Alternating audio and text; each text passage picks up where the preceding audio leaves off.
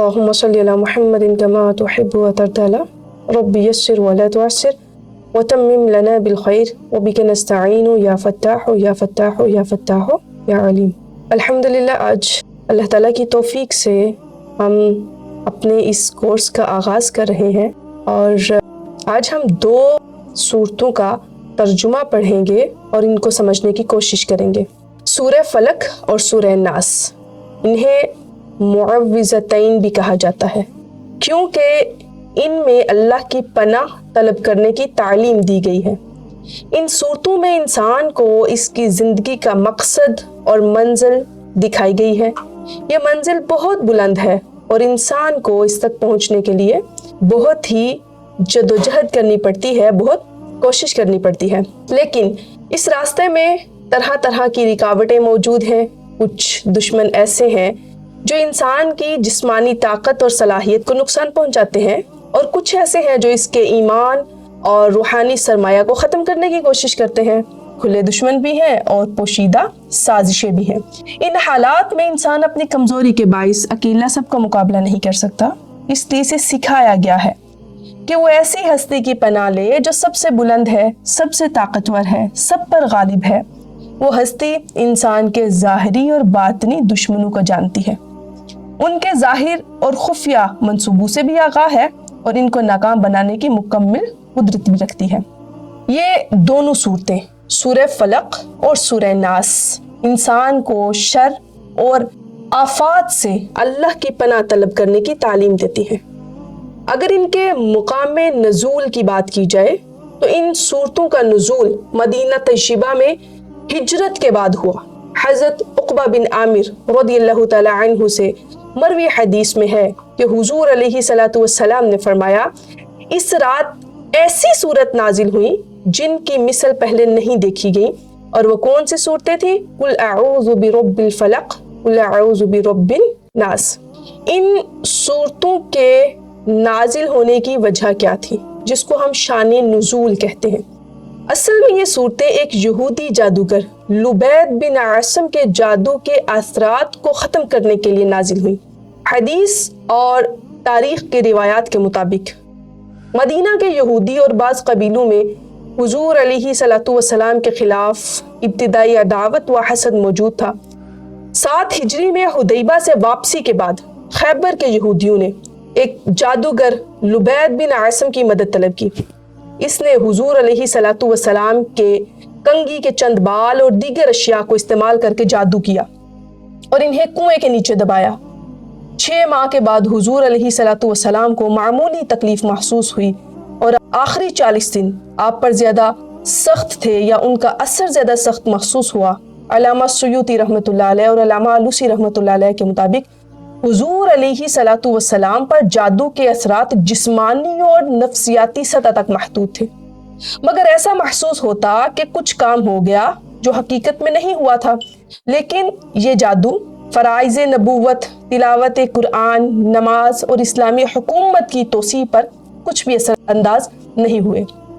حضور علیہ الصلوۃ والسلام نے دعا کے ذریعے اللہ تعالیٰ سے مدد حاصل کی اور ام المومنین حضرت عائشہ صدیقہ رضی اللہ تعالی عنہا کو پھر صورتحال سے آگاہ بھی کیا۔ آگے جا کے جب ہم اس کا ترجمہ پڑھیں گے تو پھر اس کے اندر ہم یہ چیز بھی بیان کریں گے کہ پھر جادو کا کیسے پتہ چلا یا کس طرح پھر اس کو کنویں سے نکالا گیا اور کس طرح ہوا۔ اب یہاں پہ ایک سوال اور پیدا ہوتا ہے کہ جو حضور علیہ الصلوۃ والسلام پر جادو کروایا گیا تھا اس کے اثرات کیسے تھے؟ تو اس میں سے ایک تو ہم نے یہ چیز بیان کر دی کہ فرائض نبوت میں کوئی کمی واقع نہیں ہوئی تھی۔ ہاں، رسول اللہ صلی اللہ علیہ وآلہ وسلم آپ جسمانی نکاہت اور کمزوری محسوس کیا کرتے تھے، اور روایات کے مطابق 6 ماہ بعد اس کے کچھ آثار ظاہر ہوئے۔ آخری 40 دن زیادہ تکلیف دہ تھے۔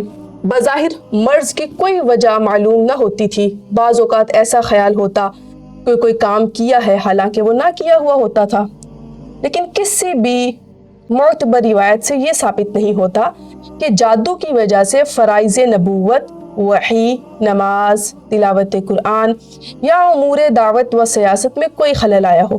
اثرات صرف جسمانی اور عارضی نوعیت کے تھے۔ اب کیسے پتہ چلا؟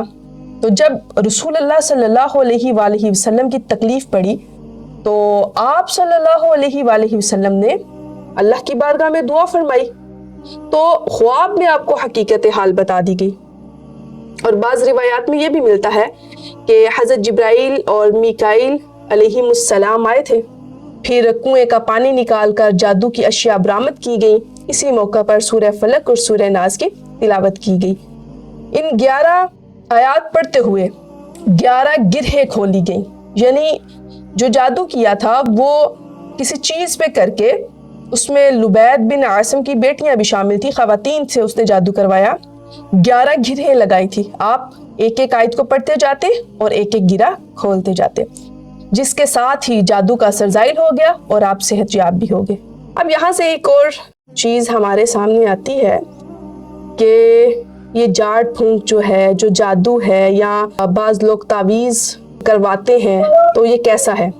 تو جاڑ پھونک قدیم زمانے سے انسانی معاشروں میں رائج ہے. اس میں عام طور پر منتر، نقوش اور دیوتاؤں کے نام، شیطانی قوتوں کی مدد یا آسمانی سیاروں سے استمداد شامل ہوتی تھی، یعنی وہ اس سے مدد طلب کیا کرتے تھے. لوگ ان طریقوں کو حقیقتاً مؤثر اور مستقل سمجھتے تھے.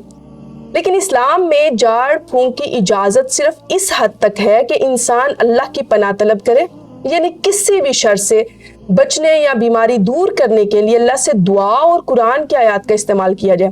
غیر شرعی طریقے، جادو یا شیطانی منتر استعمال کرنا ممنوع ہے، کیونکہ یہ توحید کے اصول کے خلاف ہے اور انسان کو غیر حقیقی خوف یا غلط یقین میں مبتلا کر دیتا ہے.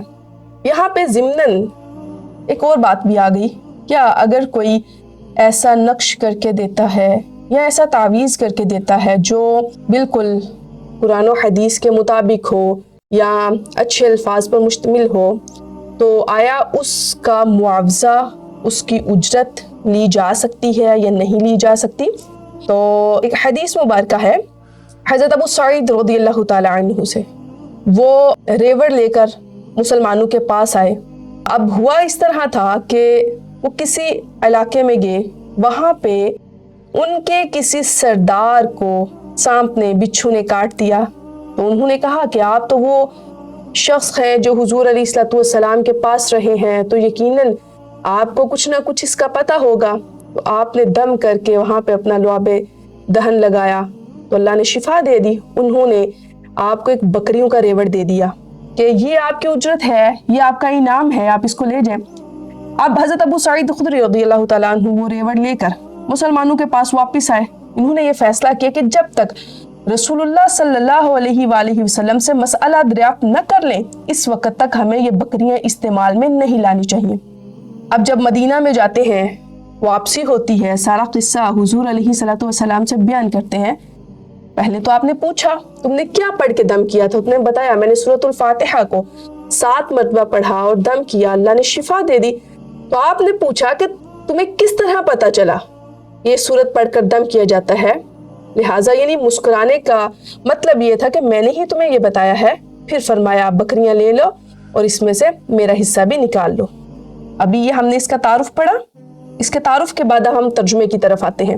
یہ 2 صورتیں ایسی ہیں، اس کی فضیلت میں یہ بھی ہے رات کو سوتے ہوئے آپ ان کو 3 مرتبہ پڑھ کر اپنے جسم پر دم کریں، اس طرح کہ جسم کا کوئی حصہ بھی خالی نہ رہے، آگے بھی پورے جسم پہ ہاتھ پھیرے، پیچھے بھی پھیرے، تو اللہ تعالیٰ شیاطین سے حفاظت فرماتے ہیں. اب اس کے ترجمے کی طرف آتے ہیں. فرمایا کل آپ فرما دیجئے، یعنی اللہ رب العزت نے اپنے محبوب کریم صلی اللہ علیہ وآلہ وسلم پر وحی نازل فرمائی اور فرمایا کل آپ اے محبوب آپ فرما دیجئے اعوذ میں پناہ مانگتا ہوں برب الناس لوگوں کے رب کی پناہ لیتا ہوں، مالک الناس تمام لوگوں کا بادشاہ، الہ الناس تمام لوگوں کا معبود، من شر الوسواس بار بار وسوسے ڈالنے والے، خناس چھپ جانے والے کے شر سے پناہ لیتا ہوں، الذی وہ جو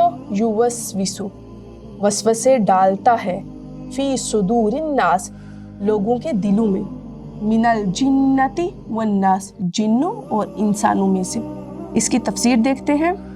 اس صورت میں انسانوں کے رب، انسانوں کے بادشاہ इंसानों के माबूद की पनाह मांगने की तालीम दी गई है और ख़ास तौर पर वसवसा डालने वाले शयातीन के शर से बचने की दुआ सिखाई गई है।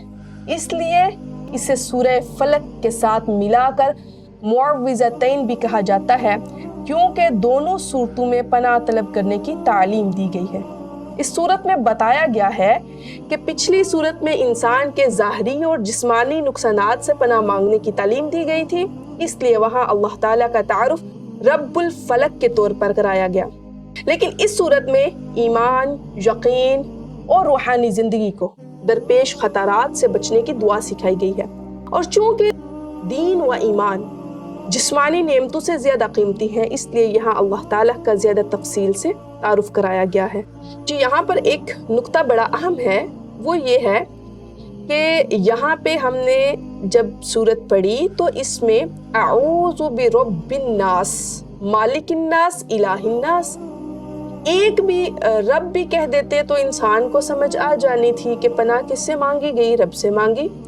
इलाह का लफ्ज़ भी इस्तेमाल हो सकता था, मालिक का लफ्ज़ भी, लेकिन रब्बिन नास, मालिकिन नास, इलाहिन नास जिक्र किया। अब इसको हम देखते हैं। सबसे पहले रब्बिन नास कहा गया। अगर इसकी तफसीर में मुफस्सिरीन क्या फरमाते हैं, यानी वो ज़ात जो तमाम इंसानों की परवरिश करने वाली और इनकी ज़रूरियात पूरी करने वाली है। रब पालनहार को भी कहते हैं। आम इंसान ज़्यादातर अपनी ज़ाहरी ज़रूरियात जैसे खाना, पीना, रिहाइश, रोज़मर्रा आसाइशों तक महदूद रहता है। इसे अगर ये चीज़ें मुयस्सर हों तो वो मुतमईन हो जाता है। ऐसे लोगों को समझाने के लिए बताया गया कि तुम जिसकी पनाह मांग रहे हो वही तुम्हारी तमाम ज़रूरियात का कफ़ील है। फिर मालिक नास फरमाया गया, यानी वो सब इंसानों का बादशाह और हाकिम है। अब कुछ लोग सिर्फ मुआशी आसाइश पर मुतमईन नहीं होते, बल्कि वो चाहते हैं कि दुनिया में अदल व इंसाफ कायम हो, जुल्म का खात्मा हो और किसी का हक न मारा जाए।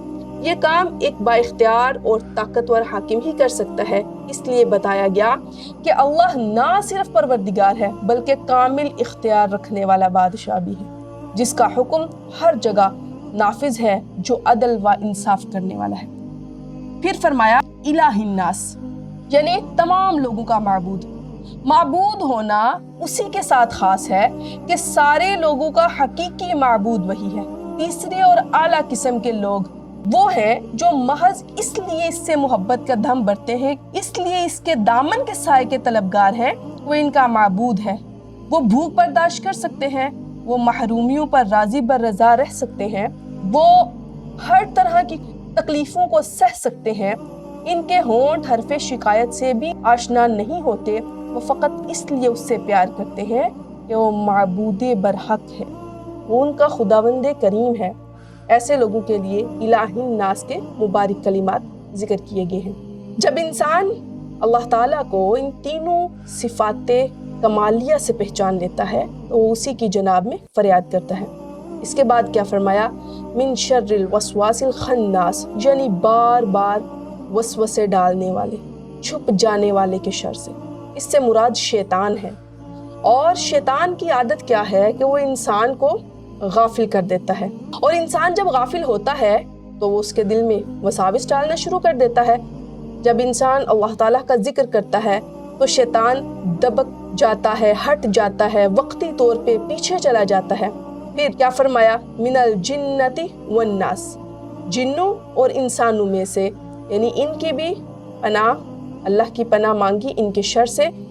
और वसवसे डालने वाले शैतान का जिक्र किया गया कि वो जिन्नों में से भी होता है, इंसानों में से भी। जैसे शयातीन जिन इंसानों को वसवसे में डालते हैं, ऐसे ही शयातीन इंसान भी नासिह बनकर आदमी के दिल में वसवसे डालते हैं। फिर अगर आदमी इन वसवसों को मानता है तो इसका सिलसिला बढ़ जाता है और वो खूब गुमराह करते हैं, और अगर इसे मुतनफ़िर होता है तो हट जाते हैं और दूर हो जाते हैं। यानी शैतान मुसलसल इंसान पे हमले करता रहता है। और मेरी उस्ताद फरमाया करते हैं कि शैतान से जो बन पाता है वो उसको दीन से हटाने के लिए, अल्लाह की राह से हटाने के लिए, सही रास्ते से हटाने के लिए कोशिश करता है। तो इस सूरत में इंसान को क्या एहसास दिलाया गया कि वो ऐसी अजीम और कामिल सिफात वाली हस्ती की पनाह में आ रहा है जो इसकी जिस्मानी, मुआशी, रूहानी ज़रूरियात को पूरा करने पर कादिर है। इसी एतमाद के साथ इसे ईमान के दुश्मनों और बातनी खतरात से बचने के लिए अल्लाह की पनाह तलब करनी चाहिए। अच्छा, यहाँ पे एक और चीज़ मैं अर्ज़ करती चलूँ कि शैतान का तरीका यही होता है, कोई इंसान को गुमराह करने की कोशिश कभी नहीं छोड़ता, मुसलसल लगातार लगा रहता है। कभी वो खुलकर हमला करता है और कभी वक्ती तौर पर पीछे हट जाता है, लेकिन अपनी कोशिश जारी रखता है। अगर इंसान को अपने रब की पनाह हासिल ना हो तो शैतान आखिरकार बड़े से बड़े समझदार आदमी को भी गिरा सकता है। इसी मुसलसल वसवसा डालने वाले और पीछे हट जाने वाले की कैफियत को वसवास और खन्नास के अल्फाज से बयान किया गया है।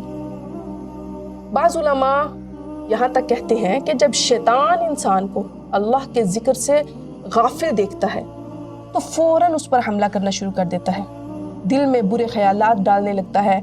लेकिन जब इंसान अल्लाह का जिक्र शुरू करता है तो शैतान पीछे हट जाता है, छुप जाता है।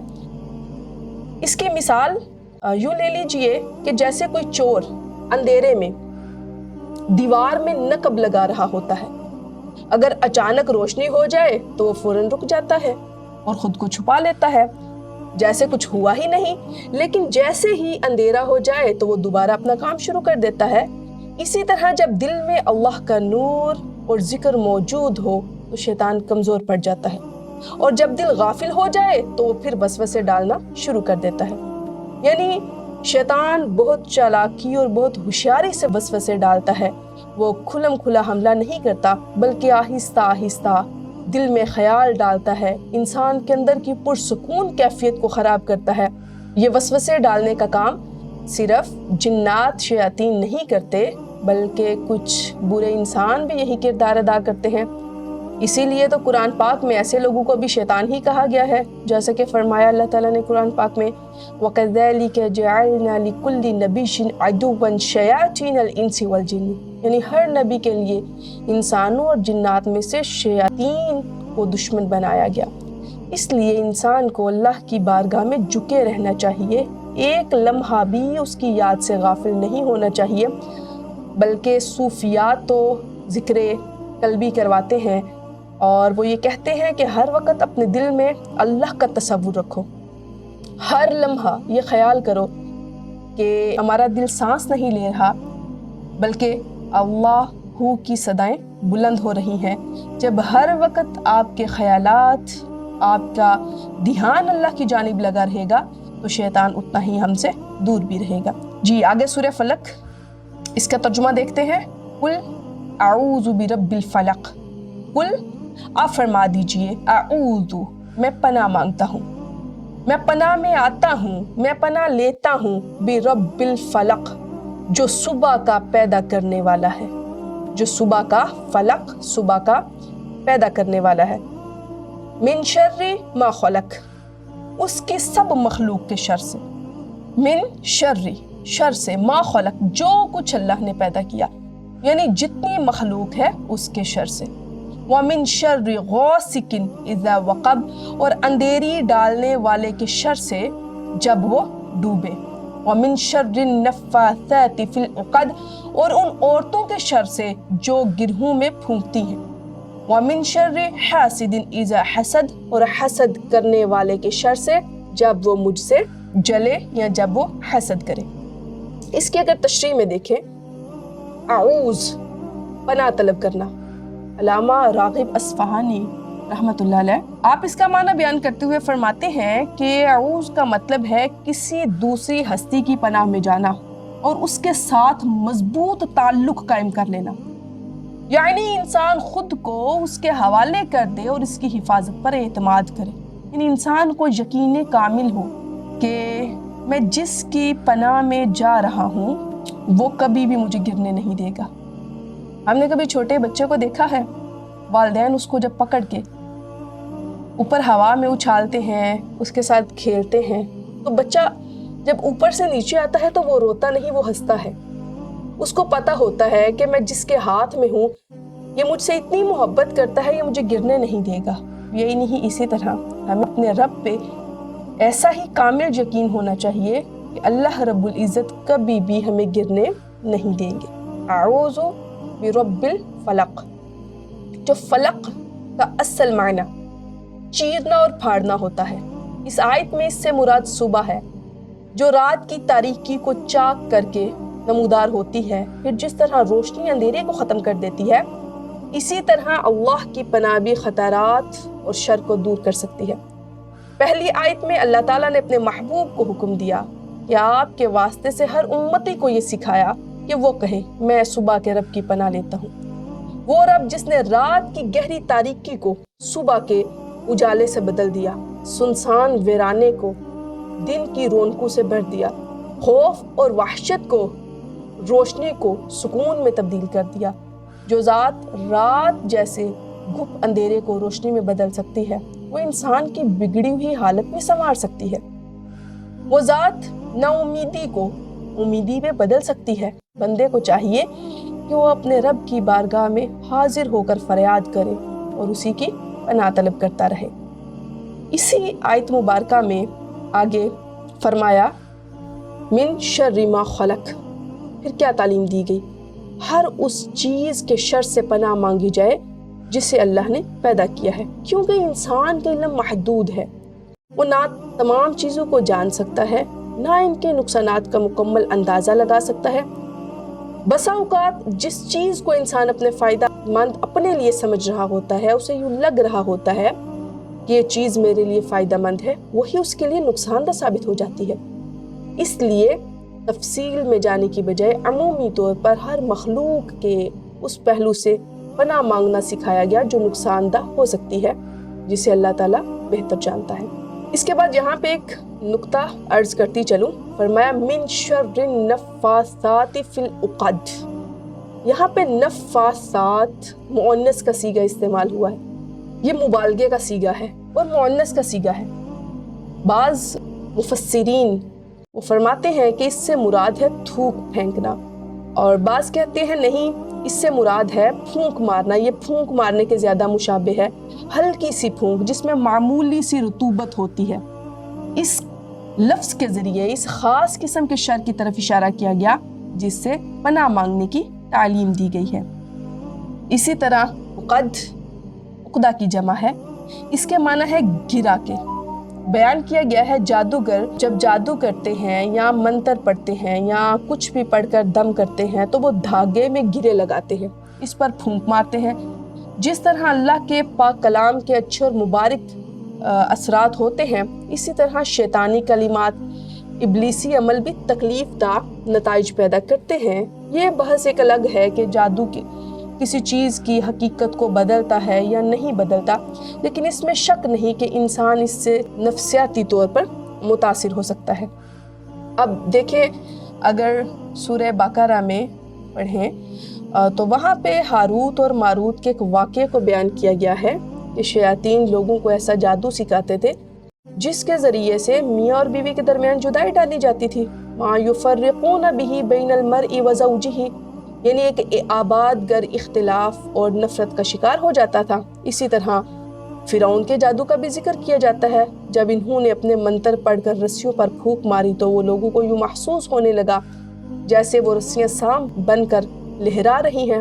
اس سے ظاہر یہ ہوتا ہے کہ جادو ظاہری اور نفسیاتی اثر ڈالتا ضرور ہے، اسی لیے اس شر سے خاص طور پر پناہ مانگنے کی تعلیم دی گئی ہے، کیونکہ انسان نہیں جانتا کہ کون اس کے خلاف کیا سازش کر رہا ہے، یا چند پیسوں کے عوض اس کو نقصان پہنچانے کی کوشش کر رہا ہے۔ انسان اپنی طاقت سے یہ خفیہ شر سے نہیں بچ سکتا، اس لیے وہ اللہ سے دعا کرتا ہے، اے میرے رب کریم، تو ہی مجھے اپنی پناہ میں لے لے اور ان کے شر سے محفوظ فرما دے۔ جو نفاثات کا لفظ فرمایا گیا مؤنث کے ساتھ، اس میں مؤنث کا لفظ استعمال کیا گیا، اور اس کی ایک وجہ یہ بھی ہے کہ جادوگری کا کام زیادہ تر عورتیں کیا کرتی تھیں، اس لیے یہاں پہ مؤنث کا صیغہ استعمال کیا گیا۔ آخری آیت مبارکہ میں فرمایا وَمِن شَرِّ حَاسِدٍ إِذَا حَسَدَ۔ حسد کیا ہے؟ انسان کسی کی نعمت فضیلت دیکھ کر یہ تمنا کرے کہ وہ اس سے چھن کر مجھے مل جائے، اور اگر مجھے نہ ملے تو کم از کم اس سے بھی جاتی رہے۔ اب یہ جذبہ انسان کی کم ظرفی اور تنگ دلی کو ظاہر کرتا ہے۔ لیکن حسد صرف دل کی کیفیت نہیں رہتا، بلکہ بسا اوقات تو یوں ہوتا ہے کہ یہ ظلم اور زیادتی تک پہنچ جاتا ہے۔ حسد کرنے والا شخص سازشیں کرتا ہے، تدبیریں سوچتا ہے، ایسے کام کر گزرتا ہے جو انسانی شرافت کے بھی خلاف ہوتے ہیں۔ جیسے کہ قابیل نے حابیل کو حسد ہی کی وجہ سے قتل کیا تھا، اسی طرح ابو جہل اور قریش کے دیگر سردار جانتے تھے کہ حضور علیہ السلام سچے نبی ہیں، لیکن حسد کی بنا پر ایمان قبول نہ کیا۔ جب اللہ تعالیٰ کسی پر اپنا خاص فضل فرماتا ہے تو اس کے حاسدین پیدا ہو جاتے ہیں، وہ چاہے ان کے ساتھ کتنا ہی حسن سلوک کیوں نہ کرتا رہے، ان کی کتنی ہی دل جوئی کیوں نہ کرے، پھر بھی ان کے دلوں کی آگ ٹھنڈی نہیں ہوتی۔ انسان نہ ہر حاسد کو پہچان سکتا ہے، نہ اس کی سازش سے باخبر ہو سکتا ہے، اور اگر باخبر ہو بھی جائے تو ہر وقت اس کا مقابلہ نہیں کر سکتا۔ اس لیے حکم دیا گیا کہ اپنے رب کریم کی پناہ میں آ جاؤ، کیونکہ حقیقی حفاظت اسی کی پناہ سے حاصل ہو سکتی ہے، اور وہی حاسدوں کے شر سے بچانے والا ہے۔ اللہ تعالیٰ ہم نے جو پڑھا ہے اس پر ہمیں عمل کرنے کی توفیق عطا فرمائے۔ انشاءاللہ کل ہم مزید 2 صورتیں سورہ اخلاص اور سورہ لہب کریں گے، اور ساتھ روزے کی فضیلت قرآن و حدیث کی روشنی میں، اس کو بھی ہم کل ساتھ انشاءاللہ کریں گے۔ جی بسم اللہ الرحمن الرحیم۔ اللہم صلی علی محمد وعلی آل محمد کما صلیت علی ابراہیم وعلی آل ابراہیم انک حمید مجید۔ اللہم بارک علی محمد وعلی آل محمد کما بارکت علی ابراہیم وعلی آل ابراہیم انک حمید مجید۔ سلم تسلیما کثیرا کثیرا۔ اللہم انا نعوذ بک من زوال نعمتک وتحول عافیتک وفجاءة نقمتك وجميع سخطك۔ اللهم إنا نعوذ بك من جهد البلاء ودرك الشفاء وسوء القضاء وشماتة الأعداء۔ اللهم اغفر لنا قبل الموت وارحمنا عند الموت ولا تعذبنا بعد الموت ولا تخزنا يوم القيامة إنك على كل شيء قدير۔ اللهم إنا نسألك حبك وحب من يحبك والعمل الذي يبلغنا حبك۔ اللهم أدلنا تحت دل عرشك يوم لا دل إلا دلك، واسقنا من حوض نبينا محمد صلى الله عليه وسلم شربة هنية مرية لا ندمع بعدها أبدا۔ اللهم إنا نسألك إيمانا كاملا ويقينا صادقا ورزقا واسعا وقلبا خاشعا ولسانا ذاكرا ورزقا حلالا طيبا وتوبة نصوحا وتوبة قبل الموت وراحة عند الموت ومغفرة ورحمة بعد الموت والعفو عند الحساب والفوز بالجنة والنجاة من النار برحمتك يا عزيز يا غفار۔